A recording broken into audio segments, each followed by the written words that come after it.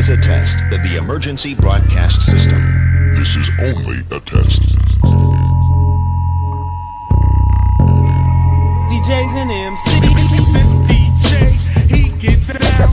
Listen to this jockey's introduction to Two DJs and a mic with your host, DJ Mike Is that a timetable? and DJ JP. Well, get on it. It's your time. Give me the mic.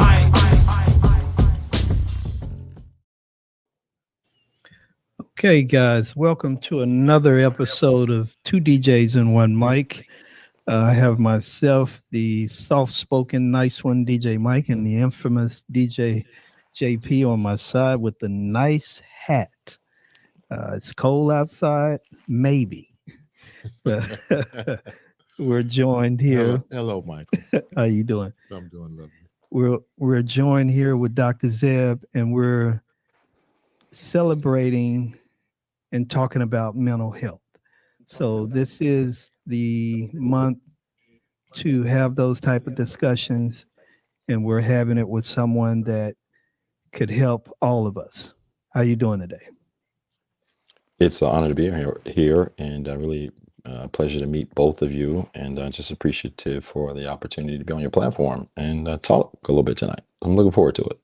Oh, yes. So before we get into the questions, could you just tell us a little bit about yourself and how did you get in this space? Appreciate that question. I jumped in this space actually after leaving corporate America about 18, 19 years ago. Wow. And started off as a career counselor. And my boss said to me then, Ms. Joyce Edwards, who's the executive director of the center, said, Zeb, you need to go get a terminal degree. I worked 1 year, and she said, you need to get a PhD or a terminal degree because you need to be doing more than what we do here. And I didn't understand it then. And so worked in that office several years as a career counselor and decided to get my master's. Didn't even have a master's degree. They hired me based off of my industry experience. I came in teaching college students how to prepare for the job market. And those skills just translated into counseling down the road. And long story short, got my master's, PhD, and bounced around in administration, ran a couple of offices in counseling, and the pandemic hit and everybody's life changed. And decided to take the show on the road virtually and never look back. So the pandemic was a burden for a lot of people, for sure. But it was probably one of the best things that ever happened in my life because it pushed me out of my comfort zone into really what my purpose is. Oh, okay, cool. And you know, the good thing about that, for those that allowed it to be a benefit, it Yes, sir. allowed everything to slow down and gave you the opportunity to focus. And for those that did just that, they came out better on the other side. Believe it. Yeah. Yeah. Yeah, I don't disagree at all. Definitely made us lock into the present a lot more. And so yeah, I couldn't agree more. Yeah. All right, Jeffrey. All right. Dr. Zeb, what does life design actually mean, and how is it different from traditional therapy or coaching? Yeah, the title really implies what I try to do in this work, and that is help people figure out how to design their lives. And sometimes design looks like starting over.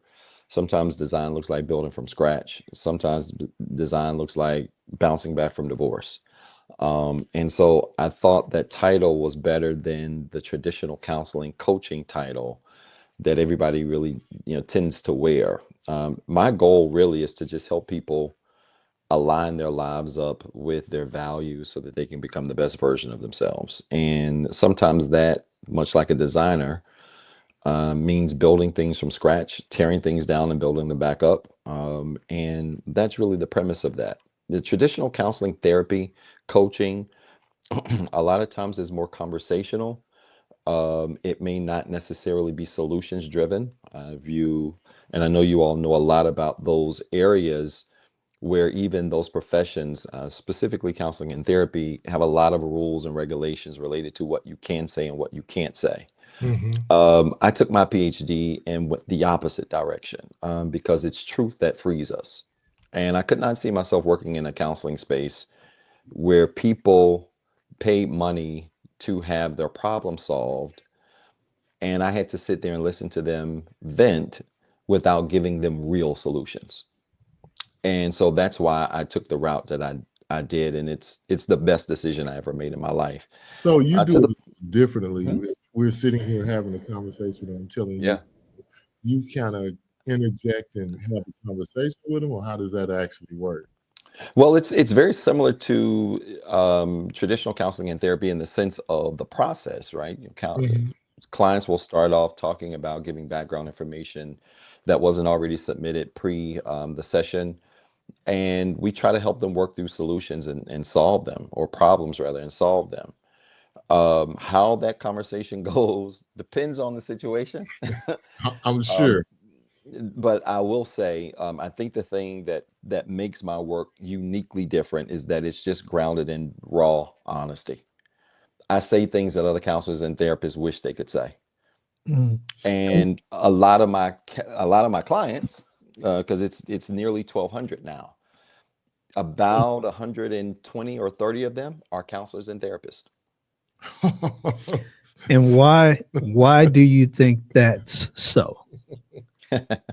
A lot of theories, but they will tell you, if any of them are tuning in tonight, they will tell you I'm harder on them than I am my normal clients. Why? Because it's one thing to know this stuff, it's another thing to live it.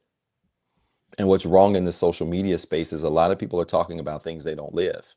And a lot of people are working in occupations and they're not living where they work. Wow. And I think that makes my work different. I don't just talk this. It's not just honest talk. I try to live a life of healing. I don't just talk about healing. I try to live a life of lining your life up with values. I don't just tell people to do it.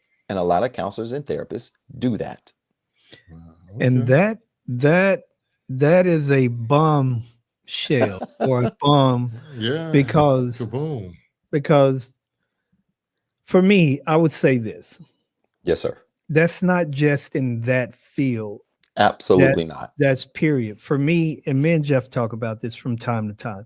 You know, I have this, I don't even want to call it a theory. I have it, some will say an opinionated fact, but okay. I have this thought that most of us have a permanent residency on Fantasy Island. And the moment that truth enters the room, that's when the problems happen. Because most people say they want you to be transparent with them, but how can you be transparent with someone that's used to living a lie? Absolutely. You nailed it. Okay. I don't disagree. Okay. All right. They look at my work as shock value. But it ain't shock value. I just look people in the face and tell them they're dysfunctional. I look people in the face and tell them, your mama, who has lied to you for most of your life about your dysfunction, is part of your problem. So when you say stuff like that, then people think you're the bad guy. Or I've heard every name under the but I think that would be good to hear the truth and not some sugar coated. He go home and take this medicine, or absolutely this book. That's why I tell people sometimes you're mad at someone, and I'm like, look, in order for you to fix that problem, you got to go dig up a lot of graves and have conversations, because that problem happened a long time ago and it was just consistently passed on. Yeah, absolutely. Or buried. No, it's still living. No, but I'm saying they bury it and then they go back, dig it up, bury it, dig it up, dig it up. Gotcha. You know? Yep. All right, keep the fire burning. So you say you've worked with clients in 47 countries. What are some universal mental health challenges you see, especially in high energy, high output professions like entertainment and event space? Truth.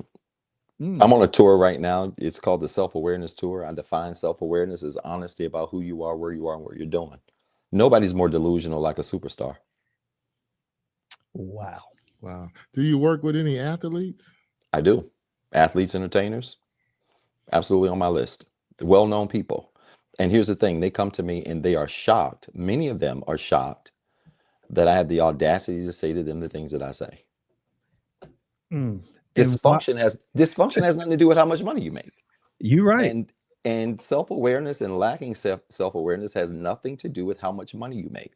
When we are honest with ourselves about who we are, where we are, and what we're doing, that's universal. And it is a universal challenge. Doesn't matter what language you speak. People struggle with looking themselves in the mirror and saying, who am I? What am I doing? How honest am I about myself, about my life? And most people aren't. And social media doesn't make it better. So take high output professions like entertainment and events, which get their momentum off of likes and shares. Most of the stuff you see online ain't real. It's not. And that's across the board. Doesn't matter what you do. It's rare when you meet a person who got the same energy offline that they got online. And that's because most of us are not living authentic lives. We're not. Man, we talk about that all the time. Are you the person, well, from the DJ perspective, are you the DJ on stage that we on stage? Would you be Yes, the sir. same off? I mean, somewhat you have to have a different, if that's not true, you have to have a bring it up persona. But Absolutely. I don't know. But the good thing with that, it doesn't mean that you have to change necessarily who you are. No. And sometimes for me, people get lost in that personality because maybe that's who they want to be, but they don't Yes, have sir. the courage or the know-how of how to do that. Well, so let's talk about courage in this space. Mm-hmm. One of the things that I promised my father and I promised my children, and we talk about this a lot, is that it didn't matter how successful my work got, I would never change. So then what does authenticity look like? Authenticity looks like when what you say, what you do, and what you believe agree. So if I hit the lottery today for $50 million and I become instantly rich and famous, as long as what I say, what I do, and what I believe agree, my authenticity is never compromised. What happens? People get rich and become a version of themselves that they're not. And so authenticity goes out of the window. And with that loss of authenticity comes a whole plethora of other problems in your relationships, in your finances, and how you engage people, and who you entertain, who you don't entertain, etc. Habits, addictions, you name it. And it's all going back to good old-fashioned self-awareness and honesty. When you are authentically who you are, it doesn't matter what the environment is. It doesn't matter how successful or known you are or not. What you say, what you do, what you believe need to line up. Yeah. Wow. All facts. All facts. As most of your guests, people who you've shared the link with, are saying in the comments, it's all facts. Yeah. All right. Can you break down your 5 areas of healing framework and how Yep. someone might use it when they feel stuck, overwhelmed, or burned? Let me get my notepad out. Oh, stop, man. Stop it, brother. Cut it out. Well, I'll go back and listen to the tape, but no, go ahead. Yeah, I appreciate it. No, Deal real with it, easy. brother. Mental, emotional, spiritual, physical, financial. There is an order. Mental, emotional, spiritual, physical, financial. And Okay. the argument is simple, that you can heal any area of your life by healing all 5 areas of those 5, healing in all 5 of those areas. There's nothing you can't go through that if you heal mentally, emotionally, spiritually, physically, financially, it doesn't cover it. That covers every area or major area of our lives. Well, why the order? Because everything starts with the mind. Okay. So I have clients in those countries, but I also have clients that are Christians. I have clients that are atheists. I have clients that are Buddhists. I have clients from around the globe, all types of denominations, beliefs. Why is that important? Well, me as a Christian, why would all of these people come to me when we don't believe the same thing? Because we agree on something universally. Every problem you have that you can't solve, that worries you to death, starts where? Not in your religion. It starts in your mind. Yes. That's where it starts. It starts with your thoughts. When you correct your thoughts, how you feel changes. Emotions. When you correct your emotions and how you feel, then you're open up to receive spiritual principles. You can't even believe in a God you've never seen that supposedly created a world that we see, whose mom and daddy never had sex. Had you were born from a virgin, you lived on the earth for 32 years, then you died and rose 3 days later. Tell that to a person on the street, they're going to think you smoking crack. That story doesn't even make sense. Spiritual don't make sense until your mind's been transformed. Okay. Your emotions have to be open to receive it. Then you can build a spiritual foundation. Okay. Many believers put spiritual as one, but I can't even understand higher spiritual principles until my mind is prepared to do so. The same thing applies when it comes to your trauma. You can't even really process a lot of real traumas until your mind is conditioned and prepared to do it. So once those three things are built, then that's the foundation: mental, emotional, spiritual. Then we can tap into things like physical and financial. In the gym, the data tells us that every single gym is typically packed January the 1st, but is empty no more than 17 days later. Why? Fact. Because your mind is not keeping up with your needs. Your emotions have let go of the idea that that six-pack ain't possible. When you have a foundation mentally, emotionally, spiritually, you also have a foundation that helps you stick to a physical regimen. Physical healing is not only just about going to the gym, it's also about even your sexual health. It's about the choices you make with your body: discipline, commitment, consistency, repetition. Those aren't mental principles. Those aren't emotional principles. They are, in many ways, spiritual principles. But those things help you build a physical foundation and also financial foundation as well. We talk about saving and getting your credit together and making smarter financial decisions. You don't even tap into physical and financial until you have that big three together. And so that's the premises behind it. And it's a work that's really been helping to empower a lot of people live balanced lives. I don't want you to be sharp physically and do well financially, but you can't manage your thoughts and manage your emotions. And this is why it accounts to a lot of different challenges that we have. But I think what's very popular in my space is dating, and there's a clear gender war going on between men and women. And you see this showing up in the 5 areas of healing because most people are either on one side or the other and not balanced. So you got the feminine narrative: just be smart, wear lip gloss, look good, be pretty, but you can't control your emotions. Can't manage your temper when things don't go well. You have a I'm having my way attitude, which those things sound great in theory, but if you can't control your thoughts and emotions, you're going to be hard to deal with from a healed man. Then you have men who say, hey, don't worry about none of that. Go to the gym, make money. Because if you go to the gym and look good and you make a lot of money, then any woman's going to do what you tell them to do. Well, you might get them, but you won't have the mental or emotional control to manage things when things get hard. Yeah. So this is part of the problem. We need to be balanced in all five. Wow. And that's great. And I'm glad you said that, because so many of us, like you say, we'll take one and we'll rock with that, thinking that it's going to help us in the other areas. You have to apply that same work that you did in the one in the other areas. Absolutely. And people are just so left-handed, or one-handed, I should say. They just don't blame they it don't on work on their weekend. Yeah. Don't my blame son, it on my that. son, yeah, my son is left-handed and I envy him. But I used to play ball too, and I tell him, you don't need to be in there shooting on your left hand, you need to be working on your right hand. Exactly. And the same thing works when it comes to healing. We need to work on the parts of us that aren't that great.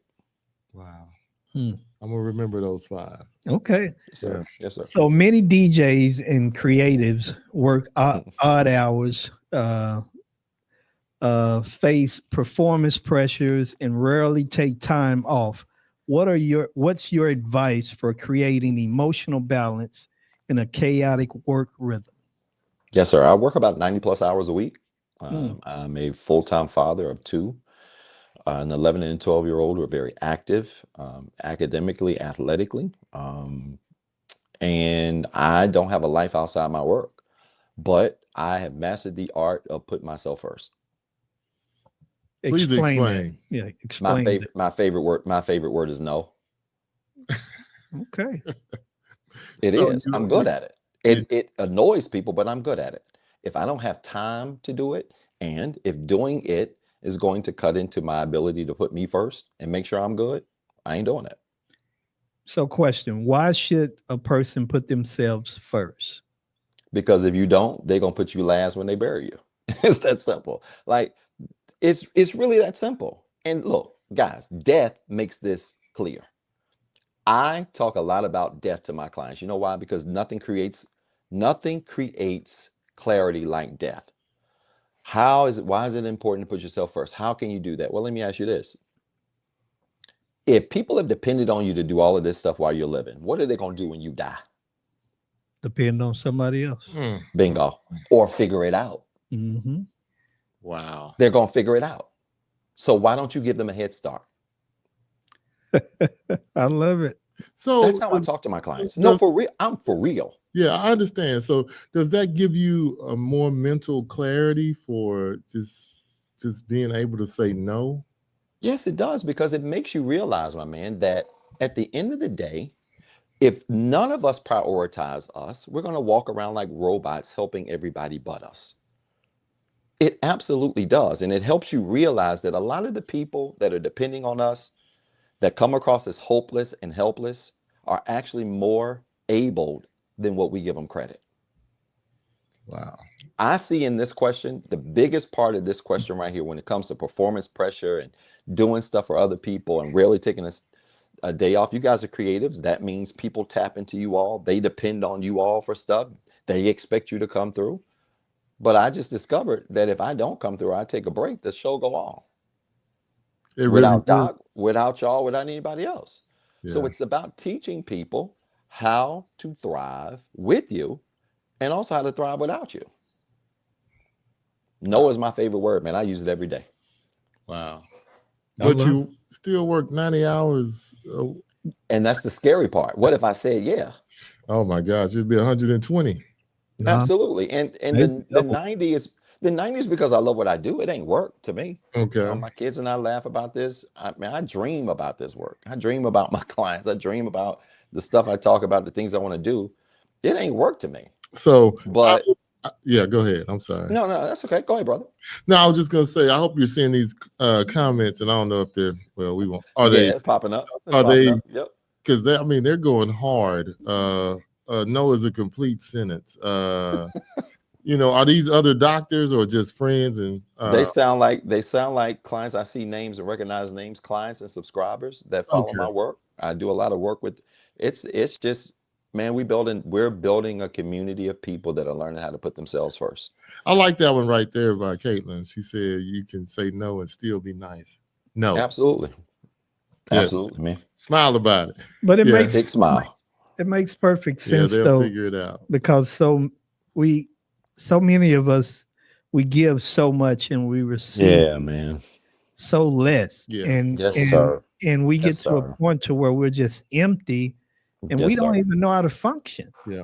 And, and we end up just shattered in pieces. So I understand. And that is a good way. We have to learn how to do more for ourselves. I was a hypocrite in this space. Yeah. And so is this that part where people don't understand the word no or can't accept it? Is that one of those things from parents who are always saying yes? And I think no to their kids?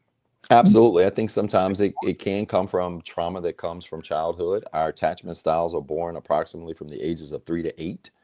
So what happens during that period of time, your relationship with things like rejection, correction, love, fear, those are wounds that if you examine your relationships with those as a child and growing up, it'll speak to a lot of why you struggle with telling people no. Or you may actually be the opposite, more on the avoidance side, where you show up when it's convenient for you. And when it gets too uncomfortable, you just take off and don't say nothing. So you ain't saying yes or no. You just don't answer. You block. And it's funny. This blocking culture that we live in, where everybody wants to block everybody, block them, block them, block them. It's weak. It's low level. I'm not talking about if your life is in danger. I tell this to my clients. If somebody's threatening you on your cell phone, you need to block them, call the cops and get a 50B. But if somebody you wronged wants to talk to you and you block them, you're dysfunctional. So you think you should take stuff like that head on? Yeah, you should. Absolutely. I wronged you, my man, and then I'm going to block you so you can't call me and try to make it right or try to get some understanding. But I block you. That's dysfunction at its finest. Wow. Okay. And we see this. Yeah, we do. We do. And that'll drive you bananas. Okay, It's crazy, ain't it? Yeah, I got yeah. people that block me that owe me an apology. I got people that block me that owe me money. What you blocking me for? I'm gonna try not to open up any wounds as you speak.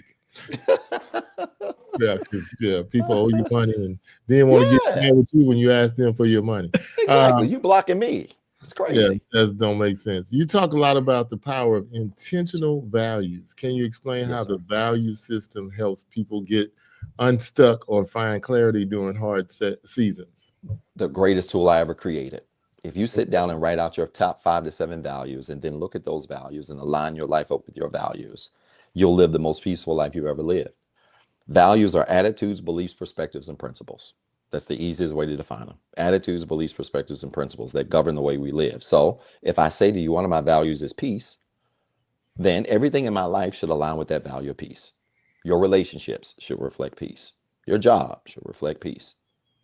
The decisions you make, where you decide to live or what you decide to do, all should reflect peace. When we create that alignment with all of our values, then that alignment ensures that what we say, what we do, what we believe all agree. And there ain't no room to feel no other kind of way. Value system aligning your life with a value system will eliminate 80% of your stress.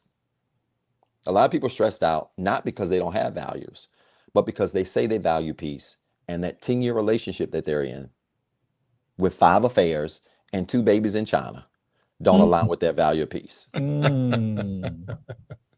And that would stress me out too.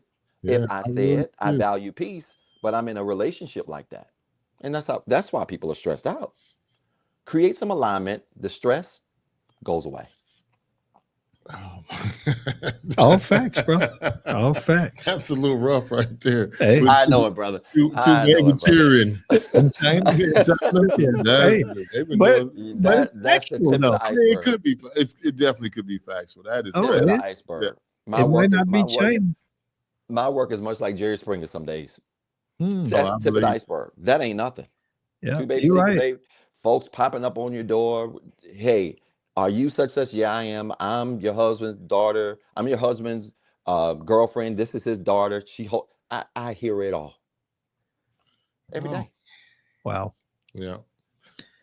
And I'm glad that you're able to operate in that space and give people not what they want, but what they need. Yeah. Yes, sir. Because I think that's a major difference.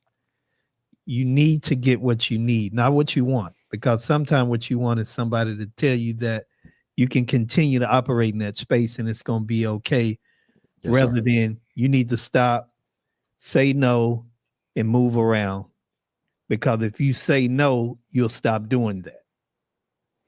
Yeah. I agree. And it comes across very judgmental, man. I get accused of being judgmental, but you nailed it.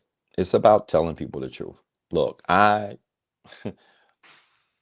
it would be easier and less stress on me to go the traditional route, go through all of that and just listen to people vent on me all day and have no solutions.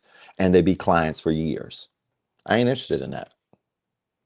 I've never had a client with me longer than 17 months. And that was an exceptional client who had some exceptional traumatic life experiences. Most of my clients on average are done with me between 4 and 7 months. So with just being so open and honest with them, does that help them deal with it quicker, or do you find some people can't take it? Or both. Yeah. So which one is the most common? It is most common that people change in this space with my work. Yeah, okay. the data definitely doesn't lie. The numbers, we try to keep good numbers and data to really support the work and the value that we bring. But I would say maybe less than 3% of my calls, people just say, nah, I can't do this. I've had people just literally hang up on me on the line, just hit the end button and walk off, never hear from them. I've had people do one session that had packages, especially in couples. You see this a lot with couples because, one of the people will see my work. Yeah, let's work with Doc. He can help us solve our problems. Well, you didn't talk to your partner about that. And you're not married to Doc. You need to talk to your partner. Because your partner may not be able to handle what I'm giving. And you see that every now and then. One person's very eager. They see me, this guy can help us. They get on a call. And by the time I've called you dysfunctional 10 times, and made you realize that what you're saying, what you're doing, and what you believe don't agree. So that makes you fake. People like, I'm out of here. It's too hard. I could keep going deep. I have to ask this question. So the other way, where they just sit there and listen to you and never really tell you anything, is that really helping you? I think it doesn't help at all, my friend. I agree with you. It doesn't help at all. And my theory is really simple. Why don't you pay me good money to come on here and just lie? And that's the other thing. People pay this money and then actually lie and think that with over 18 years of experience, I can't pick out a lie. I'm good at it. So people pay money, they lie, or they get on here and they don't talk. And it's just a waste of time, man. But it's a reflection of traditional counseling and therapy models that allow them to come, say what they want to say. You know, picture the old school movies with the person laying on the couch with a cigar and their legs crossed, that kind of thing. And the therapist, it's that kind of flavor. This is real relaxing and easy. My sessions aren't. You're going to get uncomfortable. You're going to get uncomfortable. But if you trust the process, if you trust the process, you'll heal like that. You can fix a whole lot of stuff real fast. Yeah, because we don't want to be honest with ourselves, let alone have somebody else be honest to us. And saying that, you know, it kind of makes me think of, for me, hurt or anything that you encounter that's pain, you have a decision in how that affects you. And some people want to just wallow in it. They just want to live in it. And there's some people say, you know what? I don't want to deal with this. I want to fix it and be done. So that's on the individual. You may not know how to do that, but you don't have to be heartbroken. You can learn from that and move on. You choose to do that. That's an emotion. That's a choice. Yeah. Yes, sir. And most people are taught by life and those that have raised them to deal with life in that manner. And I just think one of the things that we really didn't get growing up is we were not taught how to solve problems. We don't have problem solving skills. We're taught how to suppress. And we think that we're fixing it by suppressing it until something happens and that emotion or whatever sparks that, then you wonder, like, why am I crying? Well, you're crying because you've never dealt with it. Yeah. There you go. Yeah. So when I share client overviews, if you've seen some of my long form content where I'll share like a 10, 12-minute story, one of the questions I get asked a lot is, do people really cry? Because I'm always talking about, well, such and such client cried. And people think I'm making this up. Do they really cry? Every day. You know why? For the exact same thing you said. Most people have never had a mirror put right in their face. And when you do that, that's like somebody slapping you in the face. It hurts. Yeah. And I let them cry.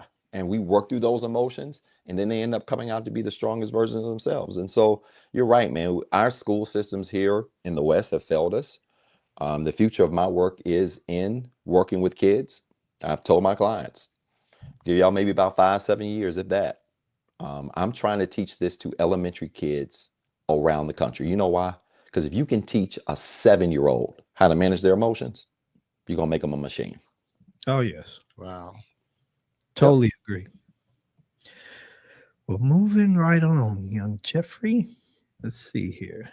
Okay, go ahead. I'm sorry. So you talk about, no, that's not it. Let me go. What are some common mental habits or patterns that silently hold people back from healing or growing? And how can we start shifting them? Yes, sir. Overthinking, I think, is probably one of the biggest things I work with on a regular basis. People with intrusive thoughts that just replay over and over and over again. And, you know, guys, we think on average 80,000 thoughts a day. That's an average, normal, healthy brain, adult brain, 80,000 thoughts. For every traumatic experience you've thought, you can add an additional 1,000 thoughts to every traumatic experience you've ever had in your life. So take a person who's gone through all kinds of trauma and multiply each of those traumatic experiences times 1,000. Add that on top of 80,000. That's how many thoughts they're thinking a day. Our brain is on fire. Then take social media, which there's some real research out there that suggests when you use some of these apps where you swipe up and you watch a story, with every swipe is a mental imprint that happens on your brain. Mm.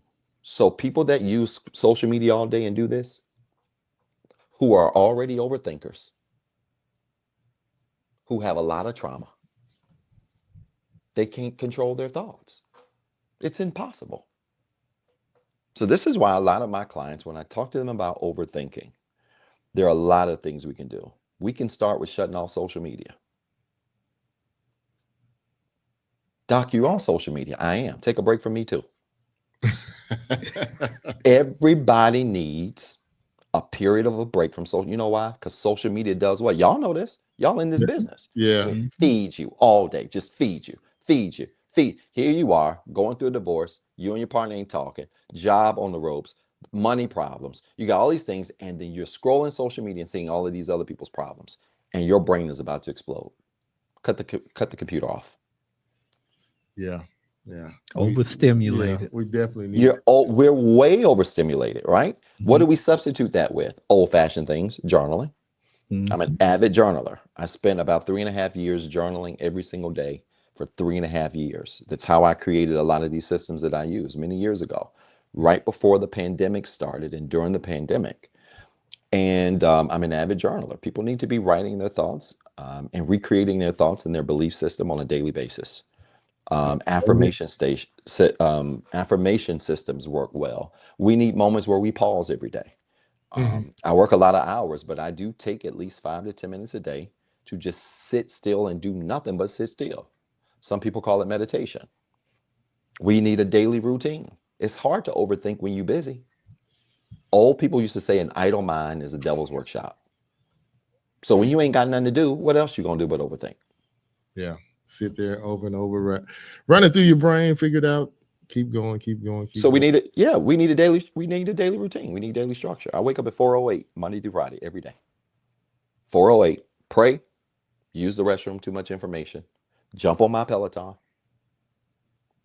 meditate for 30 minutes in silence, journal, get my kids' lunch together, get them up, take a cold shower, and by 7:15 I'm ready to go. I like that. Yeah. Discipline. Yeah. Yeah. And you have to have it. Gotta have it. Whew.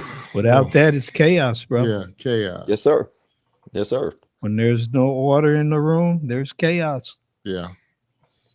Another really good, can I say this real quick?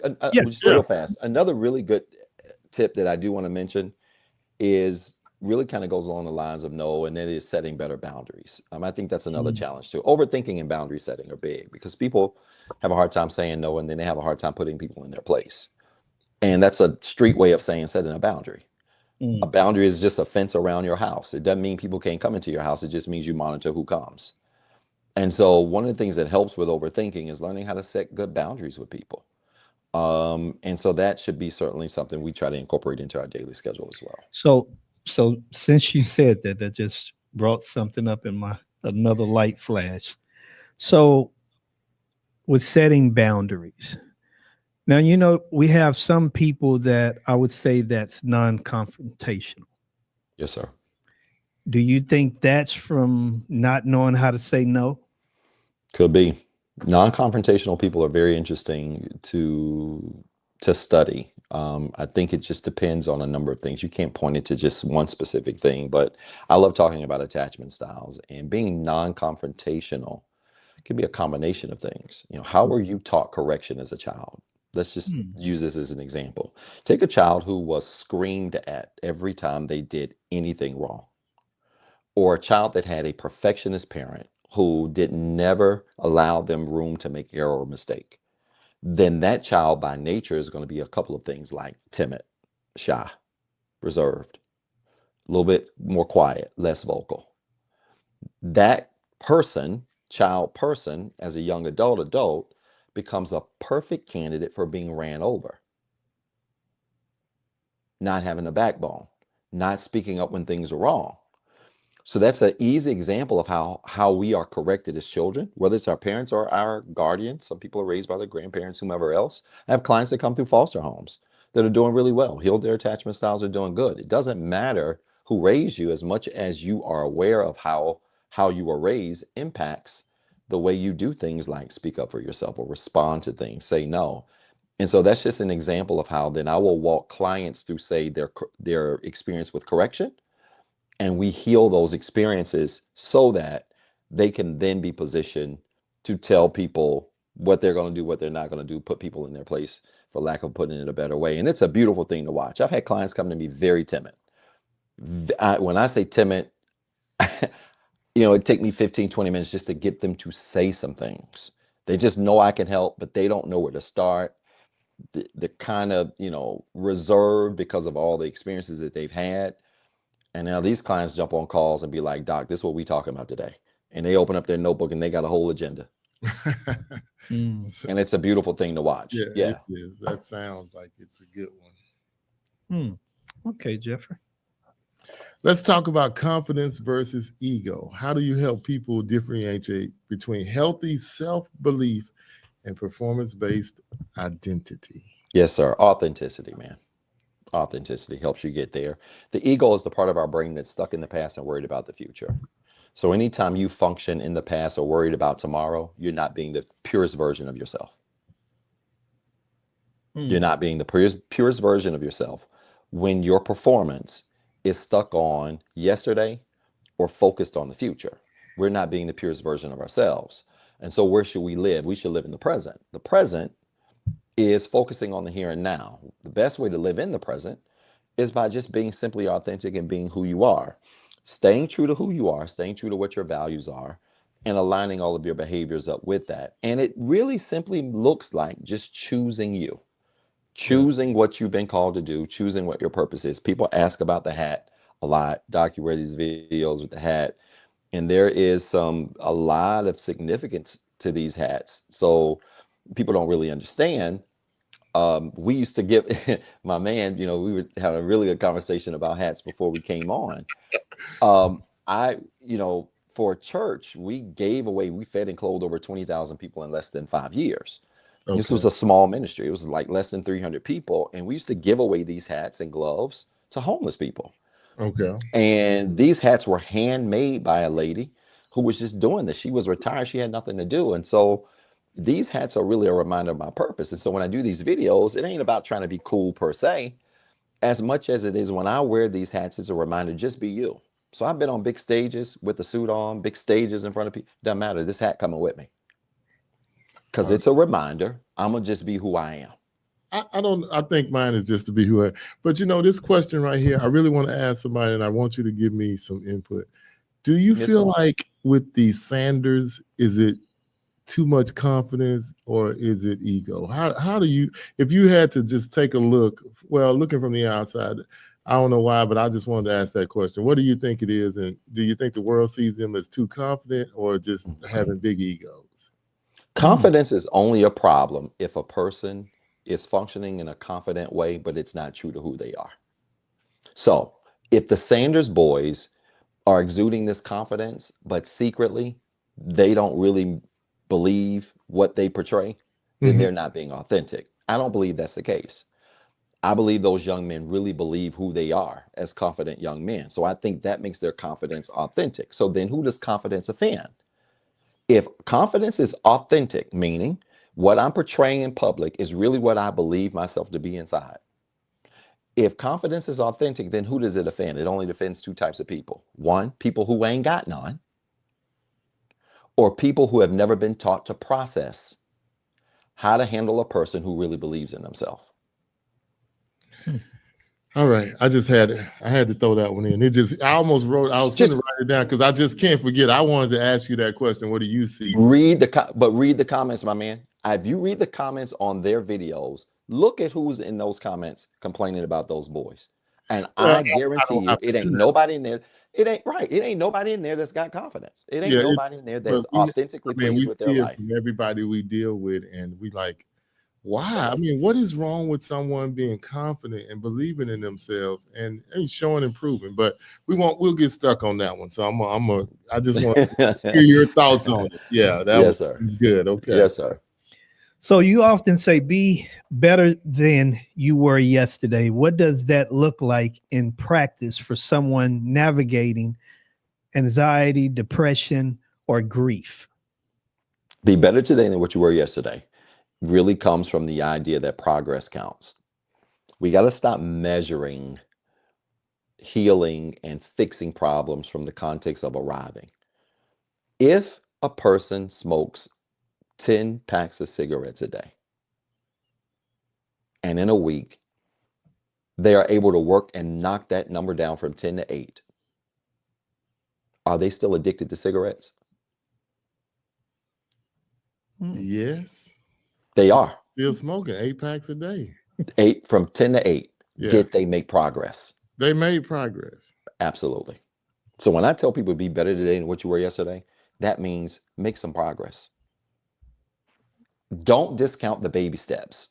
When people have had traumatic experiences and you 70 years old, my oldest client is 81. Youngest is 7. That's quite a spectrum. When you have clients that are 80 who are processing trauma from the age of 5, that's 75 years of mental reprogramming. You know how hard that is? Yeah. Because at that age, you just who you are, right? For most people say, you just who you are. That's hard. But if I can watch an 80-year-old change their personality by defeating some of the demons that were planted through some of the experiences that they had, and do it one step at a time, it's proof that progress works. We don't have to get it all back in one day. But I tell people, make baby steps every single day to be better today than what you were yesterday. Make a different decision today than you made yesterday. Try something different today that you didn't try yesterday. Stop repeating patterns that you've been repeating for the last 51 years and try something different today. And that's what helps to build progress. Yes. And one of the greatest gifts that was given to us was the ability to choose. Yeah. Yes, sir. Yes, sir. You can choose to be different at any moment. So for me, I always tell people I don't believe in that once something, always something. As long as a person has the ability to choose, that's what I consider to be the wow factor. Yeah. You can never say, because you have that ability. And if you wake up tomorrow and say, you know what, I'm tired of cigarettes, you will not smoke another cigarette because you chose to not do it. Yeah. Yes, sir. But would y'all believe me, though, if I told y'all in this space, this entitled space, this victim blame game space and time that we live in, there are a lot of people that believe you don't have no choice. Oh, yeah. Perfect example. I'll give you a perfect example. Narcissist. That's the buzzword. Everybody's a narcissist today. Narcissist this, narcissist that. I've had clients come out and tell me, Doc, your work is great, but it doesn't work for a narcissist. Why? Because they're a narcissist. Oh, they got superpower? People really do live their lives as victims. And they believe that when you come against certain things, those things have this magical power. And that's because they have forgotten about the power, like you said, of choice. Yeah. It's that simple. Yeah. I couldn't agree with you more. And I totally agree. I tell people the very gift that we were given, we give it back. Yes, sir. I don't want to choose. You tell me exactly what to do. If I need to be a victim, hate myself every day of my life, I need you to reconfirm that for me every day. Yes, sir. Yes, sir. Man, some of these comments are great too. Like this young lady saying, "Oh wow, my dad is celebrating 40 years of substance-free to sobriety. It's a decision. Well, it's a choice. That you're right. It's a decision to make the choice not to do it. So, man, we might need to do more shows on. Well, we're gonna do like next month is gonna be October is gonna be cancer month. I don't know what we. Really oh wow, that's good though. I mean, the same method applies even to cancer, man. Like no, it people, does. I have clients, man. Oh, you talking about tear jerkers? Like I this is why I believe in my own rest. I try to get it, believe it or not. I ain't the best at that, but I'm working on it. Because sometimes you get tear jerkers, man. When clients come to you, they stage 4 and been given like 3 months to live. What do you tell them?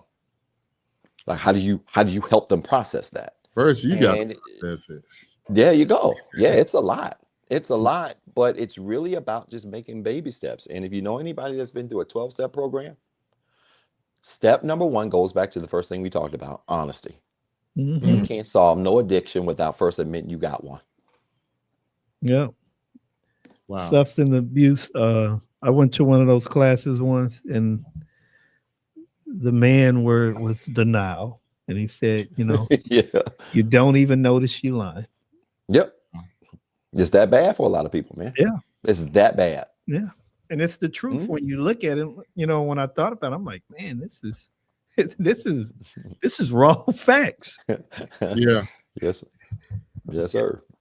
Wow. Mm, mm, mm. Man, so I just want to thank you again for coming on with us, My because pleasure, man. this is something that we need to do more of, because, I hate to say it, but mental health is almost seeming like a buzzword, and this is something that has been going on in our lives for years. We just didn't know how to deal with it. And I'm grateful that more people are starting to open up and they want to change. And that's a great thing. And, and I guess with more conversations, for those that are afraid to say something, these type of things help, because it Yes, sir. shows them that, hey, it's okay, because we all deal with these things. We have to learn how to be a better version of ourselves. Yeah. Yes, sir.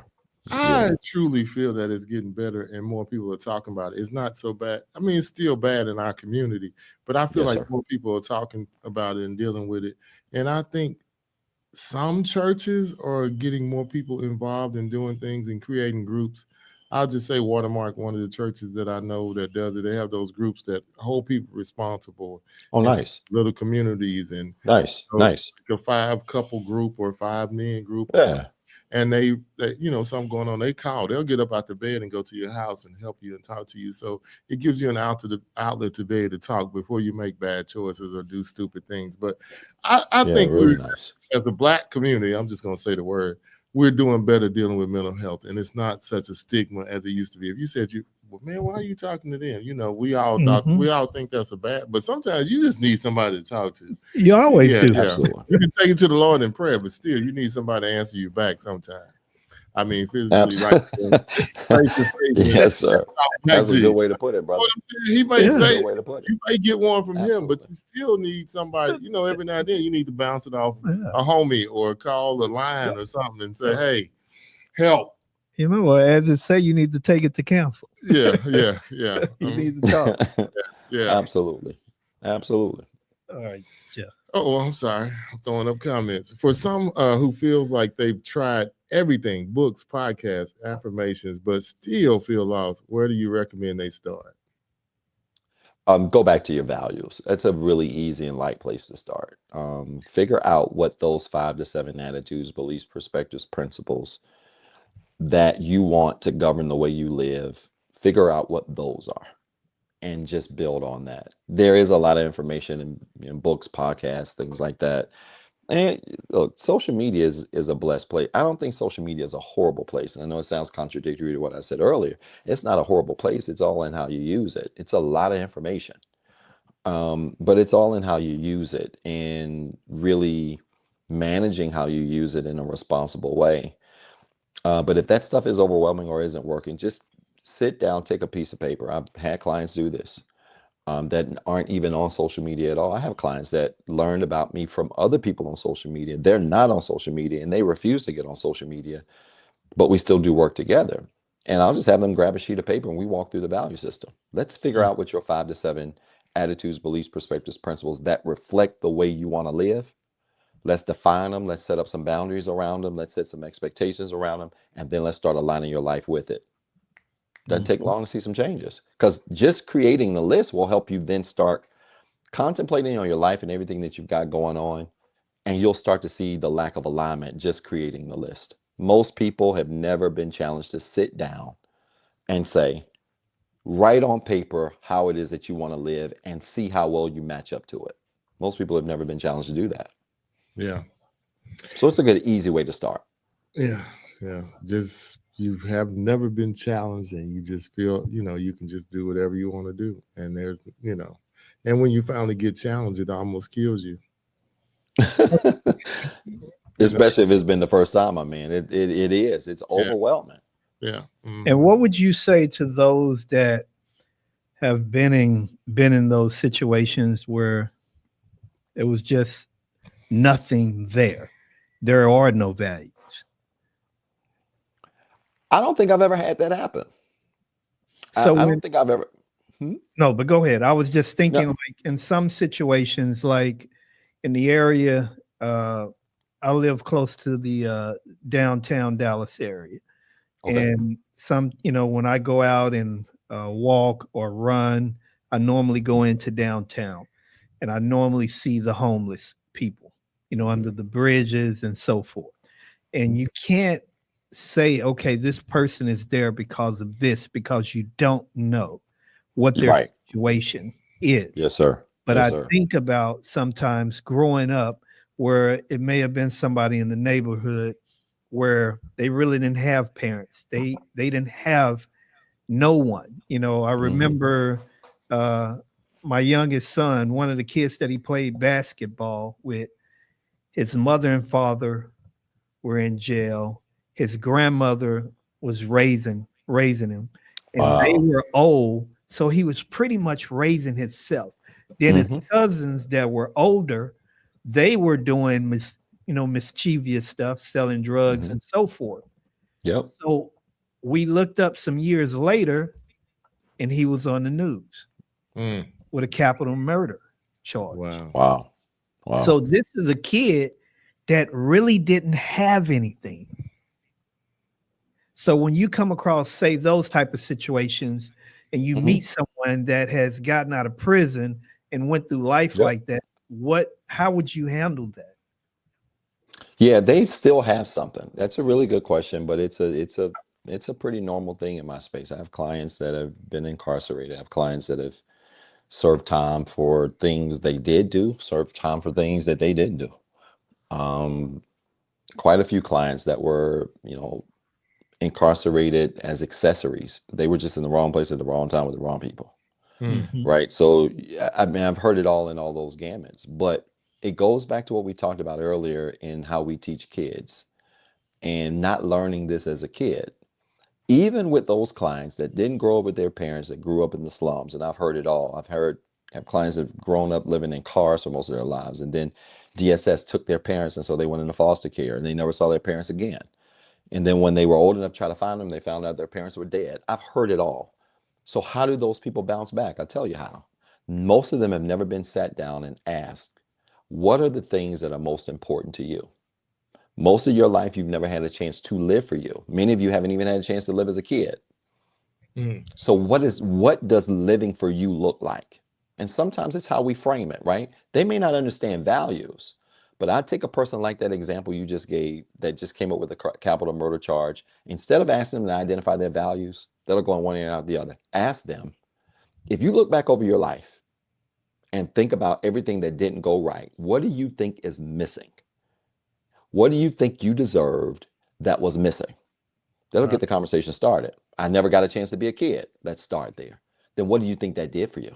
Well, it never taught me how to be able to be free. It never taught me to be able to relax and have fun. You just take that onion and keep peeling it. Before you know it, you're at values. It's not hard. Wow. Agree. Wow. Agree. Yeah, that's Well stated. Yeah, that's good. Yes, sir. Agree. Yeah. So we have one more question for you. Yes, If sir. there's Yes, sir. one daily practice you believe everyone should do to protect their mental health, what would it be and why? I know you said no. So we're going back to no. That's my favorite answer, brother. No, I'll give a new one. That's my favorite answer. No, you don't have to No give a solve a new lot one. of You could just go a Hey, little no deeper. solve. It does. It solves a lot of problems. I think too. It's probably a combination of things that we talked about. I think daily routine to me is just the master of all of this. Okay. A woman wears a girdle. Why? She wears a girdle because she got stuff going that way, that way, that way, that way, that way, everywhere. Everything's everywhere. She's put on a black dress to go to a formal. And she puts on that girdle before she puts on the dress. And that girdle takes everything that's going everywhere and does what? Shapes it. That's what discipline, commitment, consistency, repetition looks like when your life is in chaos. If your life is in chaos mentally, or any other way. Put a girdle on it. Put a girdle What's that girdle? on your life. Oh my, What's that? That's a tweetable, quotable. Go ahead, preach, doctor, preach. Put a girdle on it. That means put some structure on it. Okay. If you got mental health issues, you ain't got no business sleeping at 12 o'clock every day. For what? If you broke, why are you sleeping past 10? You need to be getting up 5, 6 in the morning. You need to be working out, exercising, so you can release those endorphins that help your body feel better, which in turn help you feel better mentally. You need to have a daily structure where you do the same things from 5 to 7 every single morning, except for the weekends. Give yourself the weekend off. And what you'll see is that helps to build some stamina to give you the mental clarity to be able to solve some problems. Yeah, the answer to life's chaos and mental health challenges, one thing I would highly recommend is a routine. And most people walking around here with all of these mental health challenges that they claim to have, and a lot of this stuff is connected to routine. When you ask them to describe their normal day, from the time they get up to the time they lay down, well, I go to work, they don't have no structure. Structure, like a girdle, takes stuff all over the place. Does this and shapes it. And if you hold that like a waist trainer, women or guys that wear waist trainers, you can't just do it one day. Okay. Because you take that trainer off, what's going to happen to your body? It's going to fall apart again. You got to keep that trainer on. You got to keep it on for a consistent period of time. Research says 18 to 47 days on average it takes to form a habit. So people come to me and say, Doc, how long is it going to take me to do better and feel better? Depends on how disciplined you are with this. If you treat this like your diet and exercise, if you treat this like your diet and exercise, and you do it one day and you see some results, and then you don't do it again for the next week, you ain't gonna get a lot of results. You gotta stick with this even when it feels like nothing's happening. Yep. So I have another question for you. Yeah, what's up? So when we talk about structure, some of us may think just because we get up and go to work every day, take our kids to school, eat breakfast maybe at a certain time, that we have structure.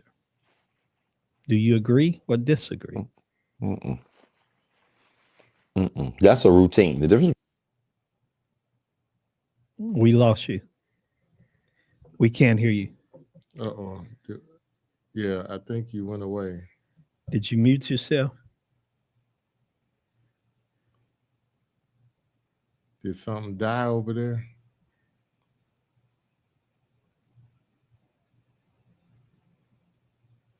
We got to hear this, guys. So y'all bear with us. This has been really, really, really. How is now? All right, you're back. Okay. And I think this died. I pressed the button. Okay. It died. The road died on. No, it's all good. I was saying the difference between structure and routine, and it's a simple one. Routine is something you have to do in a lot of cases. Okay. Structure is something you choose to do. Okay. So it can be comprised of routine. I have to brush my teeth. I have to go to work. I have to drop the kids off. Routine. But structure is the glue we put around routine when we add other things to it that ensures what? We stick to it. Structure is the work. Structure is the work. Structure is the framework. You're not building no building without first putting up a structure. It's what's going to keep everything inside the routine stuck together. It's what keeps you in the gym in March when it was packed in January. Exactly. I love it. I really hope and pray someone has gotten some out of this, because I think we have. Because I mean, wow, that's structure and routine. Yeah, structure versus routine. It's a difference. It's like being prepared and ready. Yeah. Yeah, that's real good. Stay ready. Yes, sir. Get ready. I believe that's real good. Yeah. Yeah. We all ready to get some. Well, yes, sir. I know you dropped 552 dimes, but is there anything you would like to leave our audience with on the way? Yeah, just take this work serious, man. I enjoy doing this work because I like seeing people's lives change, and so I realize I'm not everybody's cup of tea. Everybody's not Yeah, a Yeah, lot of us style. can't handle the truth. No, styles make fights, man. I'm a big Yeah. boxing fan. I'll be in Dallas on the 13th, and I Okay, was supposed you bringing it out. Okay, No, yeah, I was, there it talk- is. and look, and I was Let's supposed talk to about be in Vegas. I was supposed to be in Vegas. There's a big fight, Canelo and Crawford. I'm a big boxing fan. But styles make fights, and I talk to people about this all the time. Even if somebody like me with my approach doesn't work, find you somebody that's going to be truthful with you, that's going to give you practical tools to help you grow. And everybody needs somebody that they can engage with in this space. And so just find somebody. You all said it earlier. You need somebody to talk to help you work through some of this trauma and some of these challenges. Find you somebody that, again, is going to be truthful and who's going to be practical, that can take complex things and make it really easy to understand. And whether it's me or anybody else, and that'll go a long way on your journey. And just make sure that it's laced in truth. And that's why we call it the self-awareness tour. We'll be in Dallas. And so everybody in the Dallas area, DFW area, would love to see you all. We were in Houston back in March, I think it was. It was packed out. I understand Houston and Dallas be kind of going at each other every now and then. So we certainly hope we can duplicate that in Dallas, but would love to see you all and would love to see you guys too. Hope you guys can certainly make it as well. One more thing. How can Yep. I get one of those gems No. on the top of your head? No, Brother, no. send me your mailing address. I'll make it happen. Okay. It's that simple. Okay. I mean that. It ain't no talk. I'm Send gonna me your have to mailing take- address, brother. I will. Oh, he's going to do that. Oh yeah, I am. That's a must for Christmas right there. Yeah. But when Yes, you sir. I got to have. Is that the only color they come in? No, sir. I've got a lady that makes mine. I had some manufactured. I'm actually looking for a new manufacturer. I was selling them on my site, and the Yeah. manufacturer I was using fell through. But I have a lady that personally makes mine that are just like the ones that I sell. And so don't worry about it, brother. You just send me your mailing address. We'll take care of it. All right, I got you, brother. Don't worry, man. I thank everybody for tuning because I had a lady make this one for me too. But that Yeah, right there is the bomb. I got you, brother. I I like got you. Yeah. he is Yes. overwhelmed with joy. Oh, Hey, brother. Hey, love it's it. ball headed problems. I'm with her. I'm with yeah, her. I know And yeah, no problems with her. yeah. All right. Well, But we want to thank you again for joining us and educating, our audience as well as your audience, on things that's needed. We need a different approach to mental health. We need to be told the truth instead of lied to or just listened to and agreed with when they know we wrong. Why you Yeah. gonna agree with me? I'm wrong. yeah. I yeah. know I'm Come on, wrong. let's be honest about Yeah, it. Yeah. so we thank you for that. Yeah. And we hope that you guys can join, on the 13th. And that's in Arlington, right? No, that's in Fort Worth over there by the stockyard. Oh, that is? I have some at 4, but I'm gonna do my darndest Yes. to try to get. Come on, brother. I need y'all to come. I Hour. need y'all to come. Come Yeah. on through. Oh, I'm yeah. gonna Yes, do I'll my be best. there. Yeah. Yeah. Yeah. Yeah, I'll be there. All Are right. you going to tell them that you're DJing for the event? You Yeah, going to yes, tell I them? will be DJing for the event. Oh, you so are? Absolutely. Yeah, man. No, Yeah, you it's a need big to deal. I put it on, brother. I'm gonna read that. Yeah, man. You Yeah. got other DJs to deal with. I can't read Nah. you. But no, Yeah, I'll man. be there. Okay, well, We're that's good. excited. I'll definitely come through for at least. Please do. Yeah, Yeah. yeah. Please do. Please do. 'Cause I got Yes, some, sir. Dallas is huge. I got something way up in Allen at I got to be there at 4:00, so I got to roll. But I'm gonna come. That's what's through. up. Come on through, brother. I'm gonna get my hat before then. I'll have to take one. Me too. We're going to make it happen. Yes, sir. We're going to make that hat happen. I promise you we're going to make it happen. Yes, All sir. right. Yes. Well, brother, we're gonna respect your time, and we really, man, I'm, yeah. We need more of this, and we didn't My really pleasure. get into it as far as a DJ perspective, but we need to jump into it Yes. as a person's perspective. Yes. As far as Mhm. yeah, we can talk about anything. And we would love to bring you on again and I'd be honored to go about, do it. Be honored to do it. because there is a lot of things that go on in the DJ industry, and we would like to possibly get you on, Yes, and sir. possibly get some other people on, Talk about because gatekeeping there's a and lot all of things that yeah. go on from a mental Envy, standpoint. jealousy, and Oh all yeah, that good stuff in this industry. But Oh, All I right. believe it. yep. Well, hey, we look forward to meeting you, brother, in person. Likewise. And I might wear my hat. I need to get a suit that color. Let's do it, brother. Let's do it, brother. Let's do it. Let's do it. Let's do it, brother. Let's do it. Let's make it happen. All right. Take us out of here, Mike. all right. Well, y'all have a good one. Peace.